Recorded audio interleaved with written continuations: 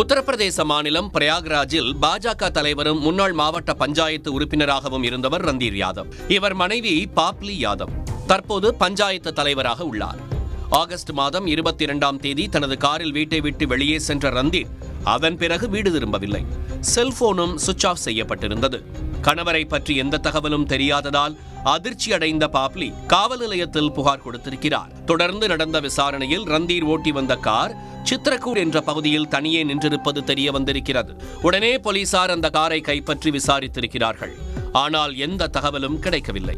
இந்த சூழலில்தான் புராமுஃப்டி என்ற பகுதியில் உள்ள ரயில்வே தண்டவாளத்தில் 8 துண்டுகளாக சிதைந்த நிலையில் ஒரு சடலம் கிடந்திருக்கிறது. அது ஆணா பெண்ணா என அடையாளம் காண முடியாத அளவுக்கு சடலம் சிதைந்துள்ளது.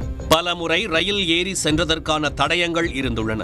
அந்த சடலம் மீட்கப்பட்ட 72 நேரமான பிறகும் யாரும் உரிமை கோரி வராததால் போலீசார் அந்த சடலத்தை அடக்கம் செய்திருக்கிறார்கள். ஆனால் காணாமல் போன ரந்தீர் தான் அது என அப்போதும் யாருக்கும் தெரிந்திருக்கவில்லை. தொடர்ந்து நடந்த விசாரணையில் போலீசார் சிசிடிவி காட்சிகளை ஆய்வு செய்தபோது ரந்தீரின் காரை சிலர் ஓட்டி வருவது தெரிய வந்திருக்கிறது.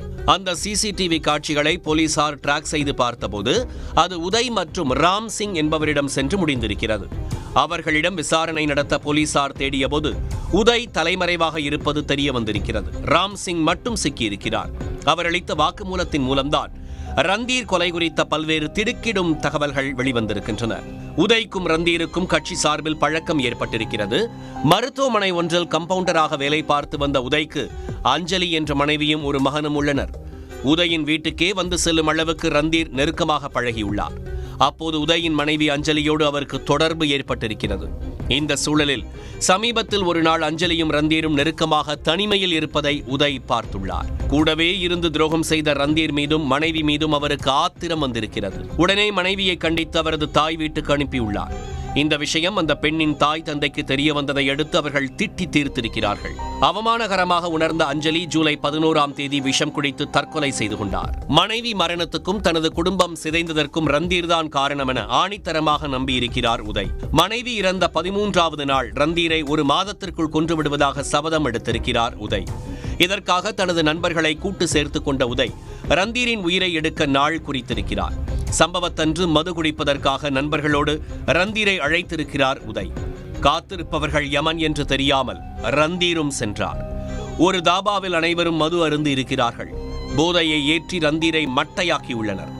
நிலைகுலைந்த ரந்தீரை உதயும் அவரது நண்பர்களும் காரில் ஏற்றிக்கொண்டு ஊருக்கு ஒதுக்குப்புறமான இடத்தில் வைத்து கழுத்தை நெரித்து கொன்றனர். பிறகு சடலத்தை அவரின் காரிலேயே எடுத்துச் சென்று ரயில்வே தண்டவாளத்தில் வீசியிருப்பது விசாரணையில் தெரிய வந்திருக்கிறது. இந்த சம்பவம் தொடர்பாக வழக்கு பதிவு செய்த போலீசார் உதயின் நண்பர் ராம்சிங்கை கைது செய்தனர். மேலும் இந்த வழக்கின் முக்கிய குற்றவாளியான உதய் உட்பட 3 பேரை தேடி வருகின்றனர். உடனுக்குடன் செய்திகளை தெரிந்து கொள்ள சன் நியூஸ் பெல் ஐகானை கிளிக் பண்ணுங்க.